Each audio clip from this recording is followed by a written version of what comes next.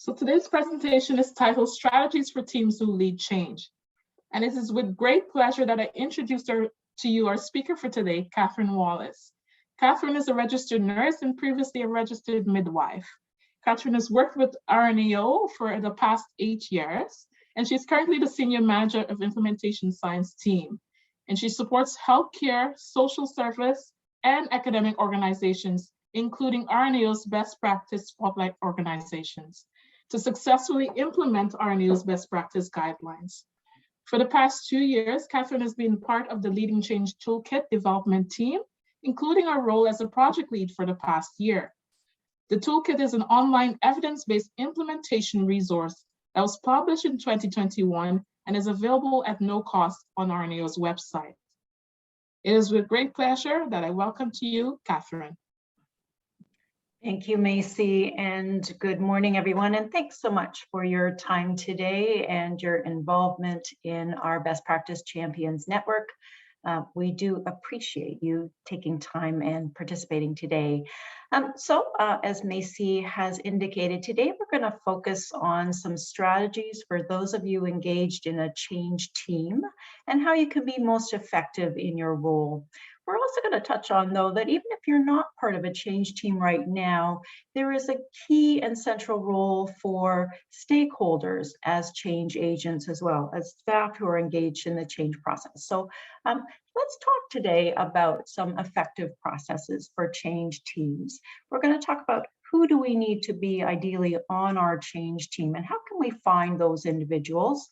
We'll talk a little bit about how we can best work together in this concept of shared leadership to make the most out of our change team.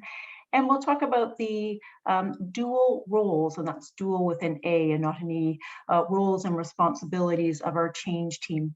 Now, I was also going to talk about some common problems that change teams can face, but I have, I think, a little too much content for us for today. And in fact, next month, Macy and myself will be presenting on common problems that individuals can encounter in a change process.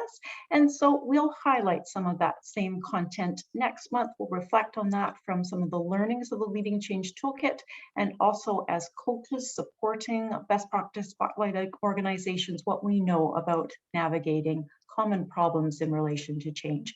But today we'll focus on who we need to be part of our change, how can we best work together, and what are those roles and responsibilities to be most effective in our role.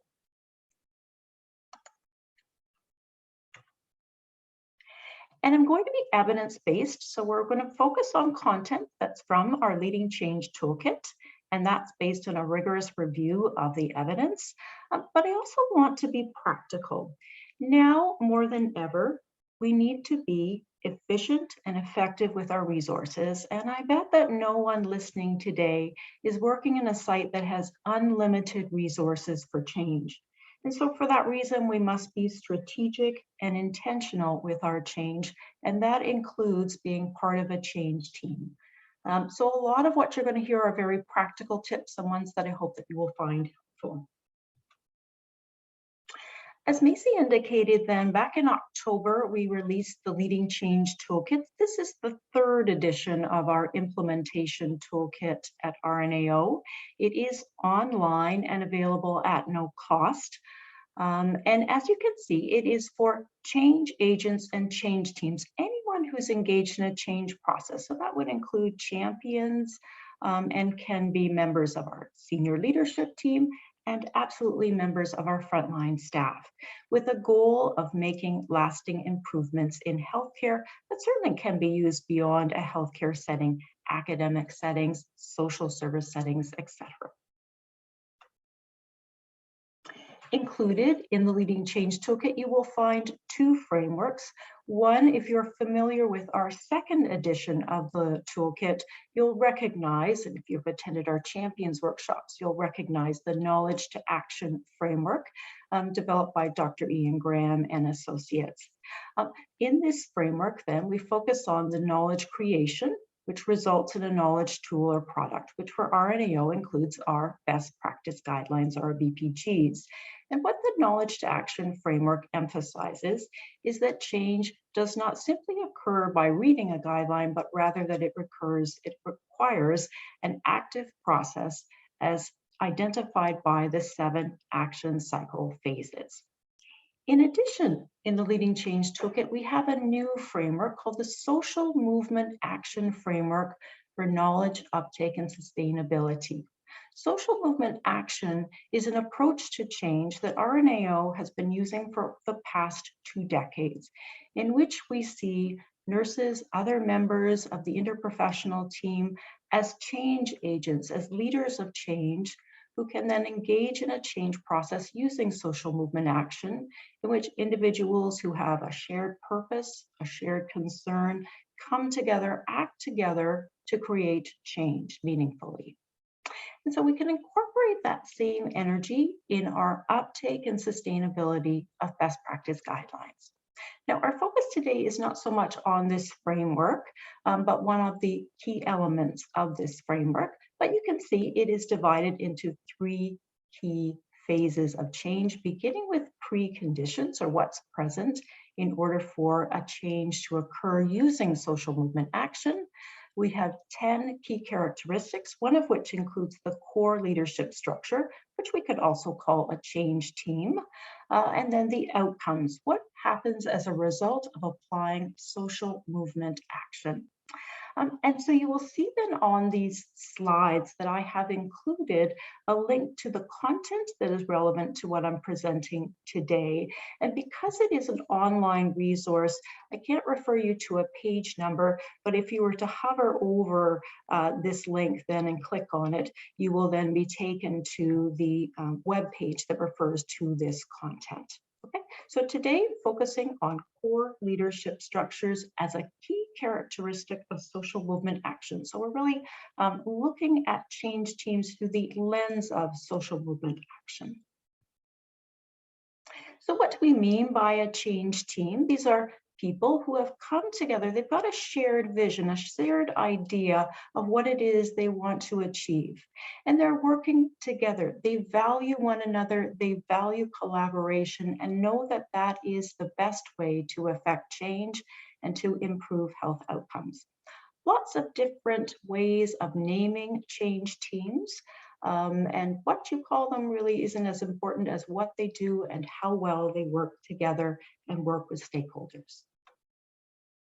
So why do we need change teams in general? We know that in order, according to social movement action, we have 3 requirements. We need energy for change. There needs to be the pulse, the fuel for change. People that care about the change and want to invest themselves in that process. That's the energy for change. We need, in addition to energy for change, some way to coordinate, organize those activities. So the change team, one of their key roles, as we'll discuss, is to plan for change and to think about strategically, how can we best achieve the goals? And we do that through the coordination of resources and planning and activities. We need to be the individuals who can get change started. There might be a lot of energy and excitement about change, but someone needs to then actually get the process started. And typically that's with those planning phase.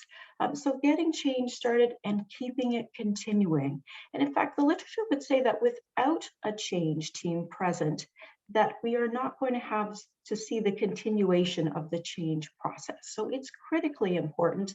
And then to be that role model, as we'll talk about, change is many things, including a social process. We are influenced by our peers. And so part of the role of a change team is to be that role model of the change, of implementing best practices and using that influence in order to have that uptake from other stakeholders. So let's talk a little bit about who we want to be ideally on our change team.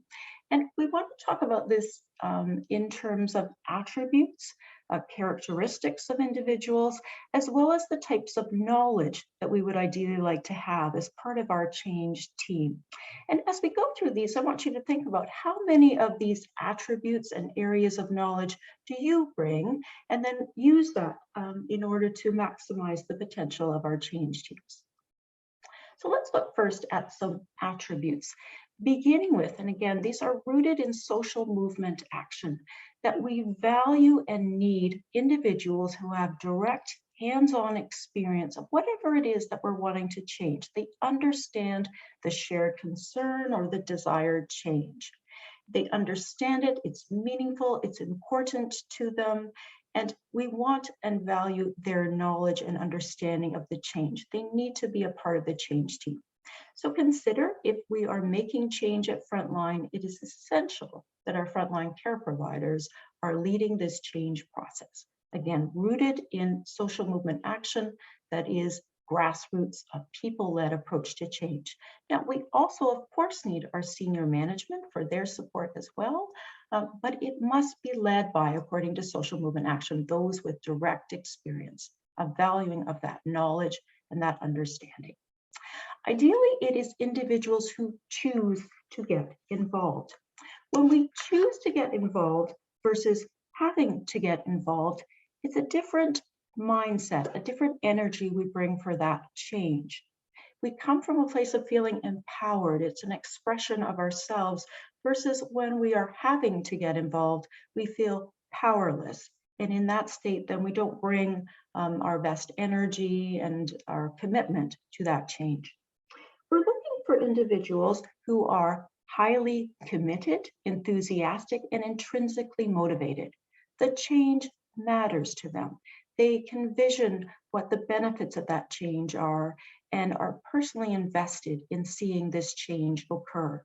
It is an extension of who they are as persons. It's part of the work that they're wanting to do. And when I think of the champions workshops that we have, we always ask our attendees, what is it that you want to champion?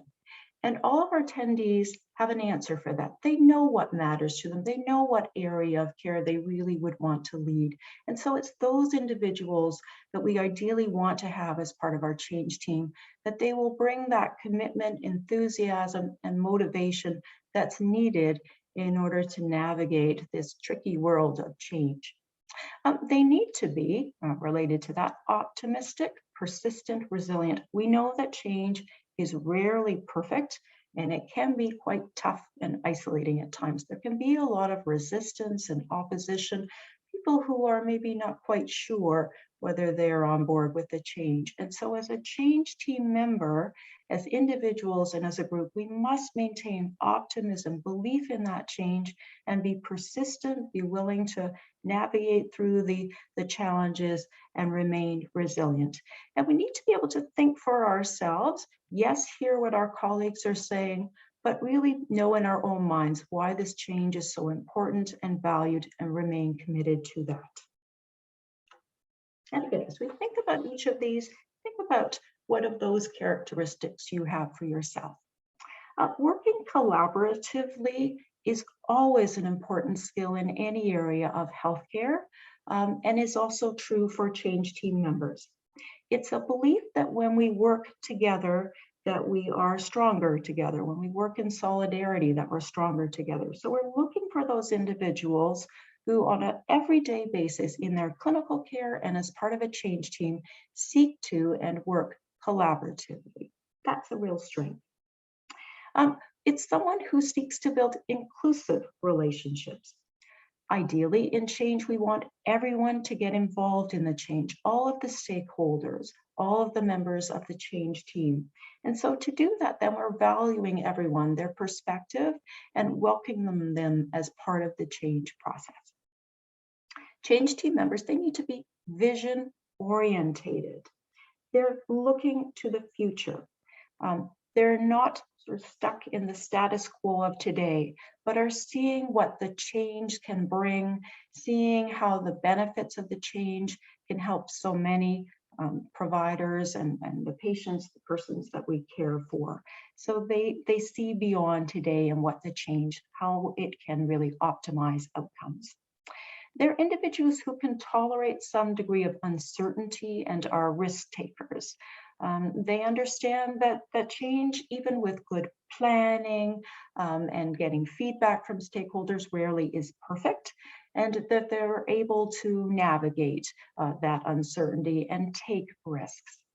They're also strategic thinkers. They can problem solve. They can see where there are opportunities for change. And it could be, for example, those opportunities, maybe there is a change you're already undergoing, like accreditation, for example, and you see that, well, we could also implement a guideline as a way then of supporting that accreditation. So being able to leverage a change with another change is a way of thinking strategically. Perhaps there's a new guideline that has been released, and it's an opportunity for us to refresh our processes for care and ensure that we are aligned, we continue to be aligned with best practices. Perhaps there is a problem that's been identified we're wanting to address. Again, a strategic thinker is thinking about how can we address that, and a new guideline implementation could be in process.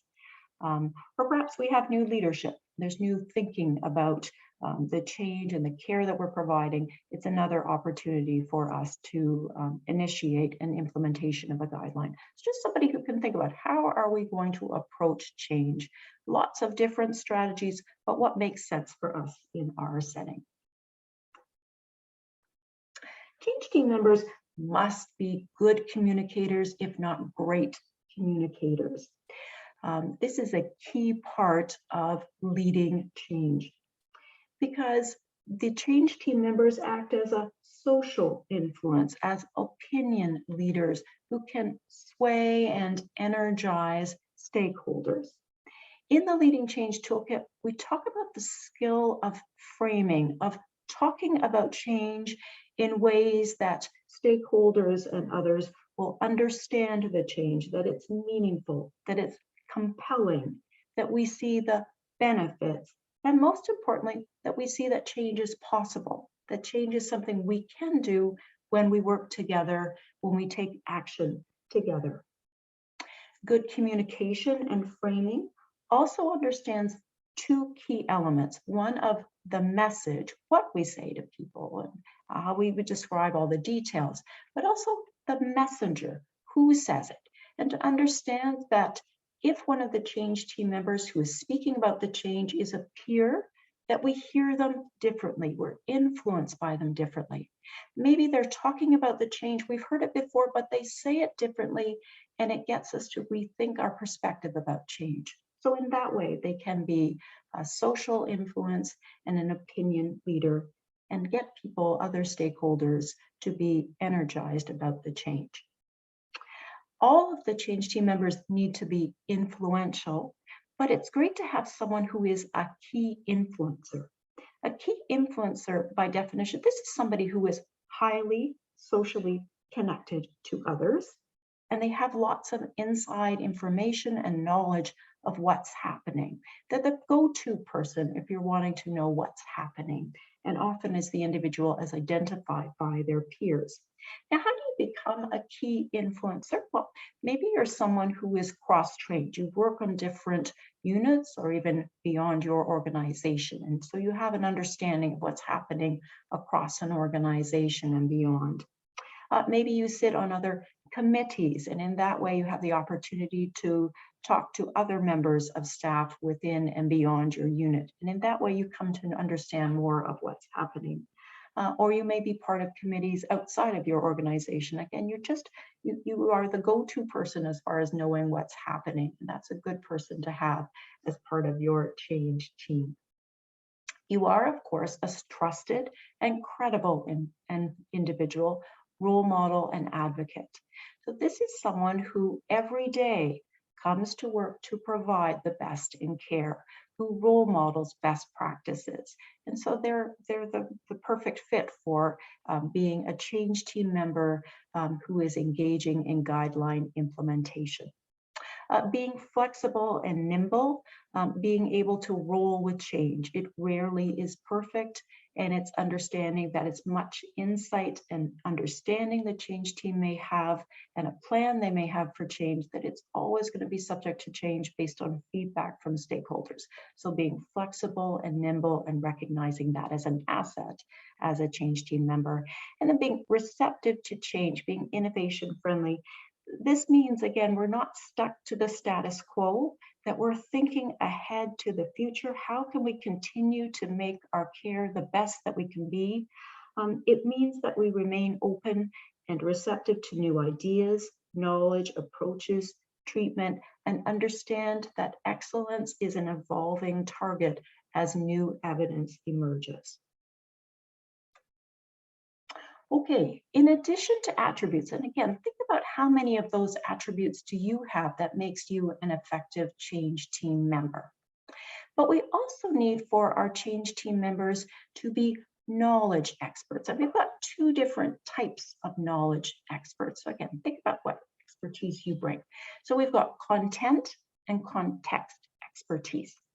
Content expert are those who are subject matter experts. So individuals who know the clinical topic, that's, for example, the focus of the guideline, they know that topic well. They've been working in that area for many, many years.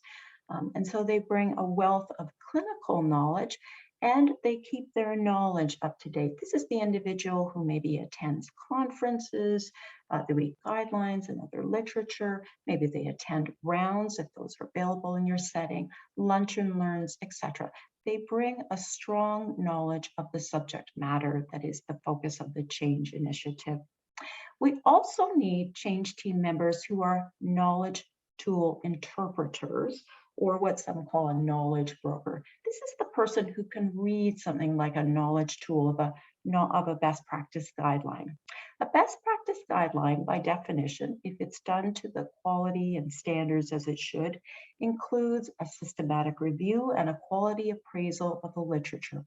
It reads as an academic document, and as such, then we need somebody who knows how to read best practice guidelines, not just the recommendations, but the full discussion of evidence, and really understand what does this mean as far as how best practices are currently being defined. So we need that kind of intel, that understanding of the guideline. In addition, as a content expert, we need to understand change processes. Okay, we want to implement a guideline. Where do we get started? What are all the elements that we need to consider? So someone who understands change processes, understands, for example, knowledge action framework, or any of the other many models, frameworks, theories that support the change process. Social movement action, another one to consider. Right? So somebody who understands that is a real asset to us as for a change team.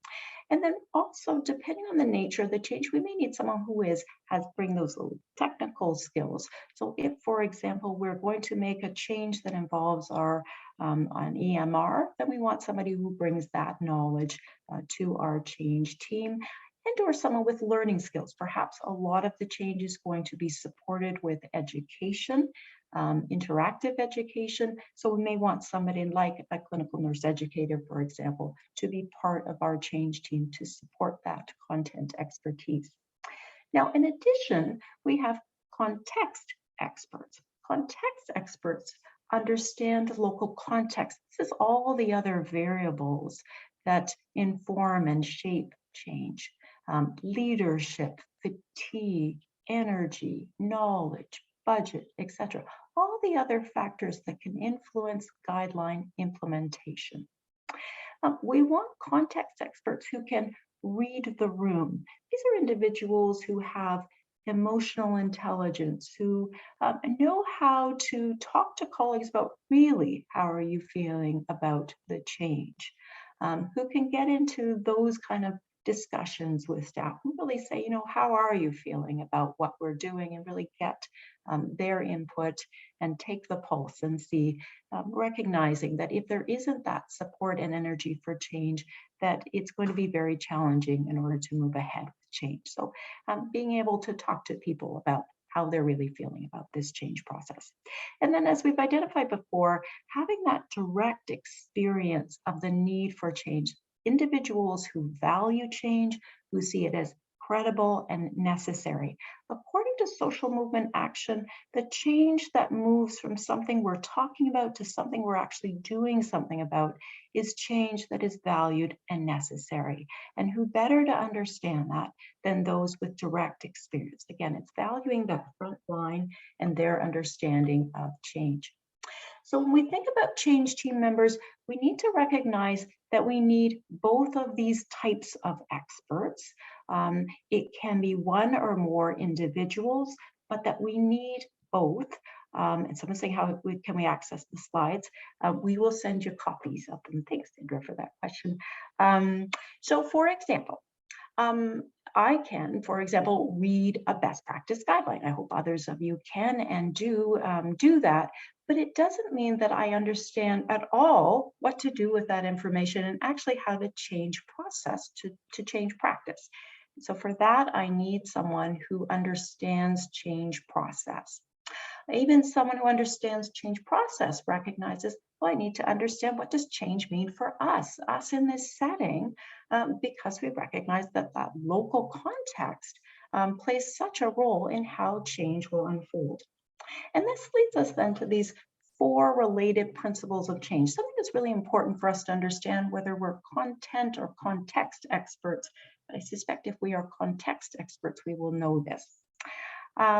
So it never occurs in isolation, meaning it's always influenced by the local context. And you know this, if you have piloted change in one place and then you roll it out somewhere else, it doesn't often look exactly the same. It may go better or worse because of all of those variables that influence a change process.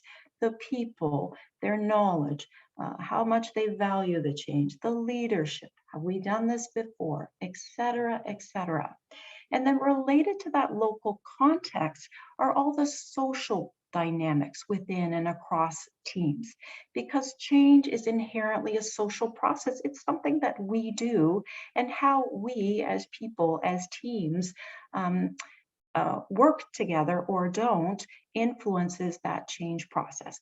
Who has power? Whose voice is heard? What's the level of trust? How divisive are the teams, etc. In some ways, nothing to do with BPG implementation, and yet in other ways, everything to do with BPG implementation. So really understanding, and that's part of the reason we say that one of those types of context experts is the person who can read the room and really understand what are the underlying dynamics within the group that's going to influence how the change is going to unfold. And then one of those related elements to social process is about how much trust is there, and the principle that change occurs at the speed of trust. The more risky the change appears or is perceived, the more trust will be a crucial element in order to move and navigate through trust, through the change. Okay, and I'm noting the time so that we have enough time for questions. So some effective ways that change teams can work together and share leadership. So some tips here, and again, some of this may seem very practical, but I still think that it can be very helpful for us. So first, as change teams, we need some ways in which we are going to communicate. If you've ever engaged in change, you know there's lots and lots to talk about, and that conversation, that discussion is critical to help us to determine what are best strategies. So whether we have group email, Facebook, groups, etc., some way that we're going to talk together. Of course, we're also going to meet face-to-face. That'll be another very important way in which we're going to share ideas and work together. We need documented roles and responsibilities. It's important for the change team that they define their tasks. They know how they're going to work together, and what are the expectations? What does it mean to be part of this change team? What am I expected to do? So being enthusiastic is great, but there's actual work that I need to do, and what is that work that I'm going to need to do? We need to value and nurture the team. And in doing so, then we are recognizing, again, change is rarely perfect, and we probably are going to encounter some resistance, some opposition. And so we need to take care of ourselves as a team in order to be able then to best and most effectively support change. We need to build alignment. We're all very different people, but if we come together for a shared purpose and have commitment to that, and it matters to us, it's meaningful, that's a great starting point, a way of nurturing that team and building alignment. It's important that this change team gels, they work well together. Again, change is a social process, and it is influenced also by the change team. We need to be flexible and to know that change probably won't go exactly the way that we want it to, but be able to work with stakeholders. Paid and protected time. It's a lot of work to lead change. It takes a lot of effort and a lot of knowledge and a lot of attributes, as we've described. And so we need to have that time invested to be able to do this. And important also to grow the team. You know, people come and go. That's just the reality in any organization, in any change team. So we need to continue to build that leadership and welcome it to our teams. In the literature, we talk a lot about sharing leadership or shared leadership. It's a type of leadership also described as distributed or horizontal. It means that no one person in a team has more power than another. And so how do we operationalize shared leadership, put it into action? We make it such that everyone is accountable to one another and to the team. Everyone has a role to play, and the expectation is that you will contribute in whatever way you are responsible to. Equitable. No team member holds more power. Everyone is equal in that change team. A non-hierarchical structure, no command and control approach. So very different from a traditional top-down approach. Again, this is the stuff of social movement action that is an inclusive approach to change, valuing everyone's perspective. Ideally, one where this change team also has the ability to self-govern, to set its own rules, expectations, and some degree of autonomy that fosters a sense of being an empowered group that can most effectively lead change. Some challenges and benefits with this. Benefits, it's really that we're stronger together when we work together versus as individuals. The opportunity to share ideas, knowledge, and skills. Each of us have lots of knowledge and skills that we bring to our work. It's important that we get to know each other beyond the badge, to know, maybe you have colleagues in your change team that are excellent public speakers, maybe they're very creative, maybe they're great strategic thinkers, but we need to really be able to work best together to share ideas, knowledge, and skills. A collective agency and courage. Agency is our belief in ourselves as individuals and as a change team to make decisions, to take action, to make change. And so when we have that belief in ourselves and that courage to lead and make changes, to create change, it's a powerful force. And then that collective power, and not so much meaning over others, again, that wouldn't be the stuff of social movement action, but rather the power to lead change, to be autonomous, to make decisions. Some of the challenges, though, is this may be a very different way of working together. And so we may experience some growing pains. Perhaps we have members in our change team who are in a more senior role than ourselves. And so to see them as an equal may be a challenge for both of us to be able to figure out how do we navigate that. So there may be some lack of familiarity, may feel a bit different, and we may feel more comfortable going back to what is our way normally of interacting with that individual if they're in a more senior role, perhaps from ourselves. But we can learn to do this if we foster shared leadership. I'm noticing the time, and I'm thinking I'm not going to get through all of this. So Macy, is it okay if I continue? Oh. Yeah, so if you want, we do have a few questions in the chat, so maybe we can pause and address a few of those questions. Okay. And I don't know if people can stay on past the 45. I can try and be a bit quicker, but why don't we do a few questions here? So Alexis has asked, how would you identify these individuals? So like your that Great would question. make up your change team. Like how would you identify them within your existing team without doing formally like an interview process? Yeah. And then also what conversations can help leaders identify the attributes within the pool of workers? Okay, and I have a slide on that, so Okay. I can certainly come to that as a suggested idea to try and simplify this. That. So let me, I'll carry on, and apologies for Yes. maybe too many slides and a little too much to say. But so for our change team, of course, they need to have regular meetings and probably more meetings early on in the change process. But it is a process that takes a lot of planning and work. So of course we need to have regular meetings, and with that a written agenda, and that agenda then is going to foster those roles and responsibilities, the accountability, the expectations that we have of one another in order to be effective as part of this change team. Having rotating chair and minute taker, that's a way of, again, sharing leadership. No one person is leading this team. It is a shared responsibility, and included in that, we rotate who is facilitating the meetings, creating the agenda, and also the minute taker. And a suggestion is the person who is the minute taker in month 1, maybe be the chair in month 2, because they'll have taken those minutes, they're familiar with some of those agenda items and the follow-up items, and then can do that role. Okay, but it's very much, again, that shared roles and responsibilities.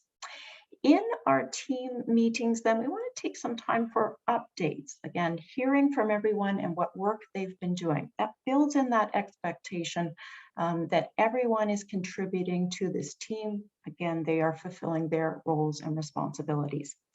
We want to also take some time for a pulse check. How are our change team members doing as far as navigating the change? Maybe they've had an experience where they've been working and a colleague has come up to them and been really excited about what's happening and expressing that. So a chance to talk about that. But maybe they've also encountered somebody who's very much opposed to this change that the change team is leading, feels it's not important. Why are we doing this? We did this before, that kind of thing. And so that can be hard to hear. So important for the change team members to nurture, take care of themselves as a group so they can be most effective in leading change.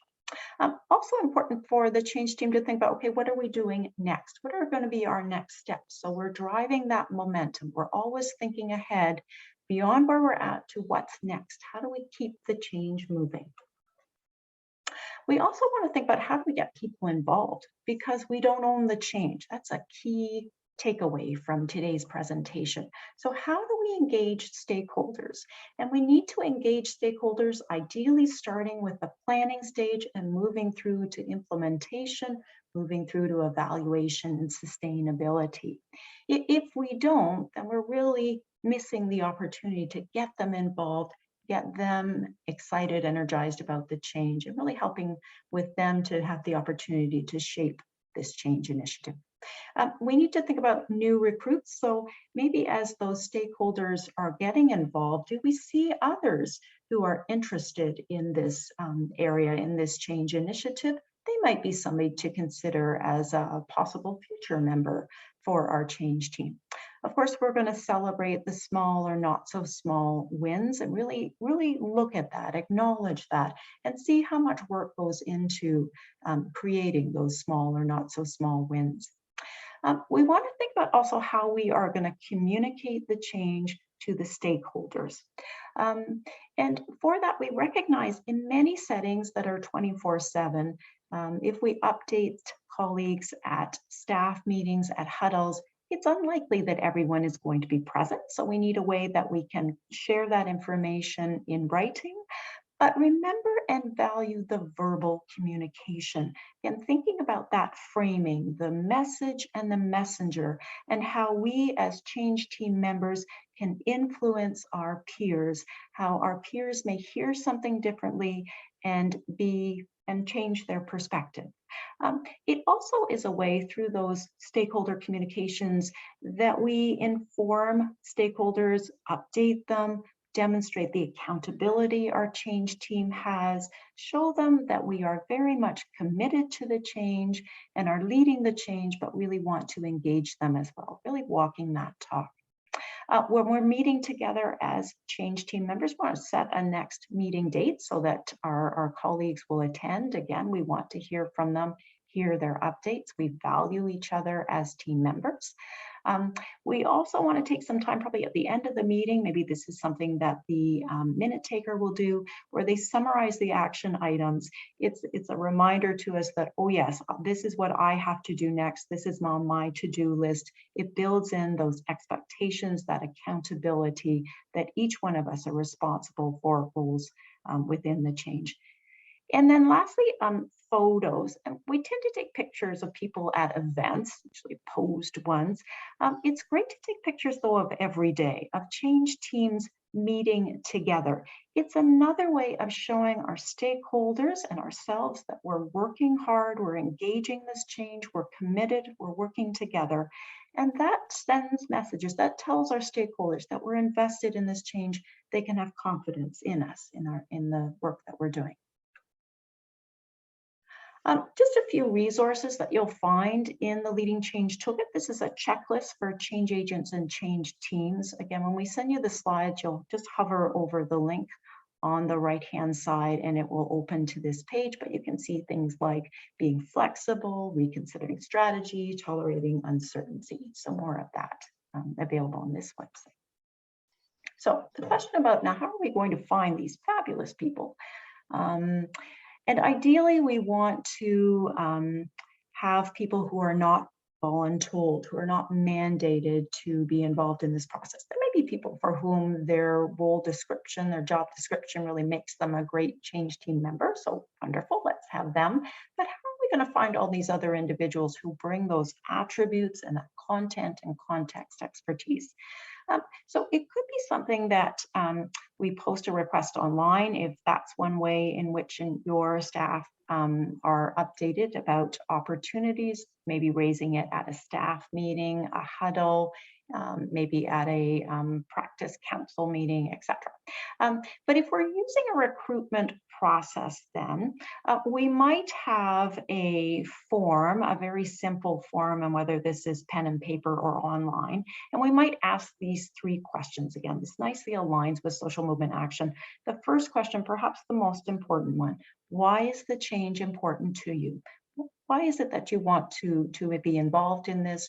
What does change in fall prevention or whatever the focus is, why is it important to you? And again, really valuing frontline and their understanding of the change. And then you could have a list of all of those change team attributes and ask the person, just circle or highlight which of these attributes do you feel you bring to change team. And then what kinds of knowledge? Again, a valuing for, a recognition of the need for that content and context expertise. And then number 3, also an important question, is do you have the time? So even if it is, as it should be, paid and protected time, do you realistically have the time, the energy for this work? Because it requires that. So asking those 3 questions and then looking to see what would be kind of the best mix of individuals. Do they gel? Are we looking for individuals from different health disciplines, for example? Who do we have? And really, and also maybe encouraging some people, if you see them and they haven't expressed an interest, then seeing and telling them, you know, I think you'd be great for our change team because this is the kind of people that we're looking for. So I hope that answers the question that was raised. Okay, I'm almost done, I promise. So what are the dual roles and responsibilities of the change team? And you'll see that dual, and I hope I've spelled this right, dual with an A, meaning that it's more than one role and responsibility versus dual with an E when they're fighting one another. So by dual roles and responsibilities of the change team, this recognizes that the change team is both inward and outward facing. Inward facing in that they've got to work well together. They must, because they really are kind of the engine that supports the energy for change. But they're also outward facing. They must recognize that they don't own the change and they must engage stakeholders. So let's talk about first their roles and responsibilities as a change team. And a lot of this, I think, nicely aligns with the knowledge to action framework as far as these roles and responsibilities. So the need to be able to plan for change and have a really good understanding of that vision. What is it ultimately that we want to create, and all the benefits for that, and be able to communicate that to our stakeholders. Having a base of supporters to achieve a critical mass. We need lots of people to be engaged in change process. There's no such thing as too many champions. We need individuals who are actively engaged in this process. Of course, we also need to give them ways in which to be actively involved too. We need to define priority areas. Of course, that is something where we're getting feedback from our stakeholders. We've talked about the importance of positioning issues, of using framing of how we talk about change that's credible, meaningful, important, valued, and something that is achievable. Such an important message. That we develop a change plan. So we're thinking about when we use social movement action, it is ultimately to mobilize, to come together, to take action, to create change. So we have, again, in the Leading Change Toolkit, a number of worksheets and other resources that you may find helpful. So this one on developing your action plan for mobilized individual and collective action. You can find many, many different examples of change plans that you can use as a change team. These 3 criteria for what makes a good change plan. It must be clear and that identifies who's doing what and what are the time frames, the status of whatever they're doing. It must be comprehensive. It lists all the tasks and the subtasks. This is where it's so helpful to have somebody who understands change process and all the elements. But perhaps most importantly, it has to be current. So it should be something that we are using and updating regularly at our team meetings. And more importantly, that individuals are actually engaged in the work of being part of the change team, so they have updates to share and can keep a change plan current. But those 3 C's can be very helpful as you look at a change plan and see, does it work for us? And then here's another example of developing a strategic plan for collective action. This is when you're starting with the vision, the mission. If that's what's driving your change, this one might be helpful for you as well. And then we also have in the toolkit a number of knowledge to action, valid and reliable tools. These are tools that you can use throughout the action cycle phases of the knowledge to action framework. So if you're looking for a tool of how can I assess barriers and facilitators to knowledge use, there are a number of them. They are from the literature. They have been reviewed as being not only valid and reliable, but also feasible, practical to use in clinical care for a change process. So we have in here the link to the tool where it's publicly accessible. We also have some information about who to contact the tool developer if you have any questions, etc. So you'll find those in the knowledge to action section of the Leading Change Toolkit under the link for the KTA tools. Just a few more roles and responsibilities. And again, thanks for hanging in there while I talk for too long. Other roles and responsibilities for this change team: coordinating resources. It takes resources for change. So are we going to run education sessions, budget, the rooms, the spaces in which we're going to have those education sessions, food, etc. Just coordinating, planning all of those resources. One thing that's really unique to social movement action is this development of a collective identity. This is really the glue that holds change agents, anyone engaged in change process together. This is when we identify with the change. It's part of who we are as a person. We form social ties with others engaged in the change process. and that we have an emotional investment to the change. And those three ingredients that make up collective identity really it's how we form a sense of we-ness or a social glue that keeps us committed to the change process. So fostering the development of collective identity, sometimes that's in things like t-shirts and pins and slogans and songs and other things. But it's ultimately that people identify with this shared change, that it's important to them, and that they value others who are engaged in this change process.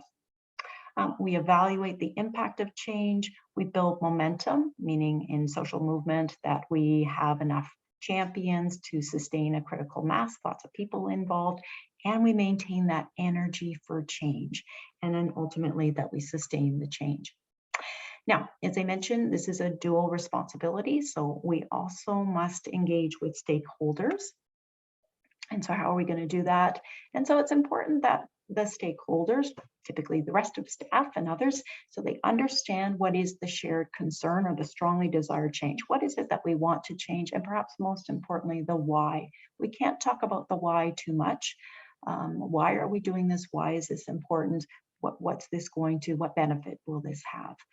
Really important to continue to express that. We want to position staff's role and engagement as central to the change. It recognizes we cannot, as change team members, do the change all ourselves. We must engage them. So we are going to work together, forge relationships with staff. Again, we talked about that change is a social process. So we need to have good working relationships with colleagues and really value their input, their ideas, also listen to their concerns and their requests. It means the change team doesn't have all the answers. They're willing to reprioritize. Important that people know who you are and how to reach you, and to being open to whatever they're wanting to talk to you about. And perhaps most importantly, to recognize as the change team that you never own the change. It's not yours. And if it is only yours, then the influence, the impact of that change will always be limited. It always can be better when we engage stakeholders. So we need to remain flexible, responsive, and open. Right. Last slide. So just to make you aware of, we record, as you heard, these best practice champion information sharing webinars.